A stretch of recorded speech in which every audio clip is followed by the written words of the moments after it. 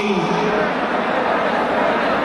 এই বিপ্লব রক্তস্নাত বিপ্লব, এই বিপ্লব কারো একক করা বিপ্লব নয়, এই বিপ্লব সর্বসাধারণ আপামর জনতার বিপ্লব। এই পৃথিবীতে কোনো গণ অভ্যুত্থান পরিকল্পনা করে হয় না। এই পৃথিবীতে যত গণ অভ্যুত্থান হয়েছে সকল গণ অভ্যুত্থান ইনফ্লুয়েন্স তথা প্রভাবিত করণের মধ্য দিয়ে হয়েছে। এই গণ অভ্যুত্থান অসংখ্য উত্থান পতন ছিল। কখনো আমার নিষ্কাতলক ভাই আমাকে প্রভাবিত করেছে, কখনো আমার ছাত্র ভাইরা আমাকে প্রভাবিত করেছে। যখন ছাত্র জনতাকে হাসিনা ঘরে পাঠানোর চেষ্টা করলো তখন আইনজীবীরা নেমে এসেছে, তখন শিক্ষকরা নেমে এসেছে, তখন সাংস্কৃতিক কর্মীরা নেমে এসেছে। বিদেশে বসে আমাদের রেমিটেন্স যোদ্ধারা বিক্ষোভ করেছে এবং রেমিটেন্স বন্ধ করে দিয়েছে। শুধু তাই নয়, এদেশের আপামর ছাত্র জনতা এবং রাজনৈতিক ছাত্র সংগঠনের অবদান এই বিপ্লবে অনস্বীকার্য। এজন্য আমি বলে থাকি, এই বিপ্লব সামগ্রিক বিপ্লব, এই বিপ্লব বাংলাদেশের বিপ্লব, এই বিপ্লব কারো একার সম্পত্তি নয়। প্রিয় বন্ধুগণ, সোজা বক্তব্যে যেতে পারি না।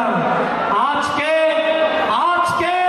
সেই ছাত্র সংগঠন কর্তৃক এই খুলনার মাটিতে এই কনসার্টের আয়োজন হয়েছে।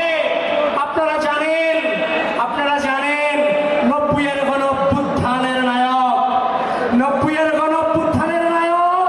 এবং 24-এর গণ অভ্যুত্থানে বাংলাদেশ জাতীয়তাবাদী ছাত্র দল বাংলাদেশের সর্ববৃহৎ রাজনৈতিক ছাত্র সংগঠনকে যার নেতৃত্বে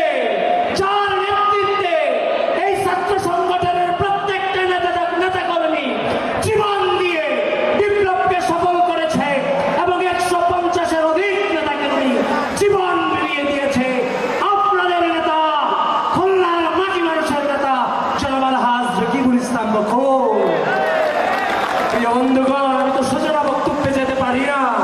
প্রিয় বন্ধুগণ, আমি বক্তব্য শেষ করব, কিন্তু স্পষ্ট ভাষায় আধিপত্যবাদী শক্তিকে জানিয়ে দিতে চাই, আমরা পড়ার টেবিলে ছিলাম এবং রাজপথ দখল করেছি, হাসিনাকে ছেটিয়ে বিদায় করেছি, আবার পড়ার টেবিলে ফিরে যাচ্ছি।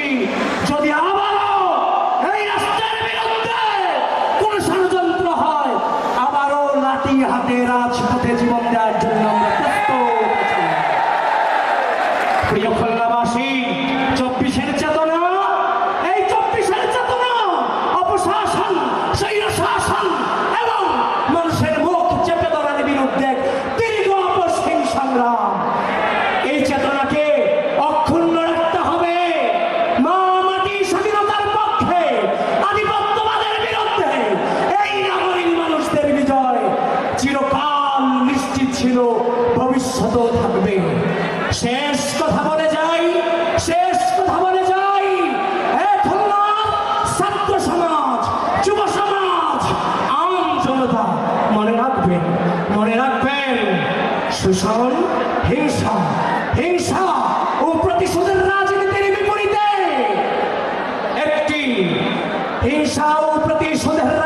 বিপরীতে সকল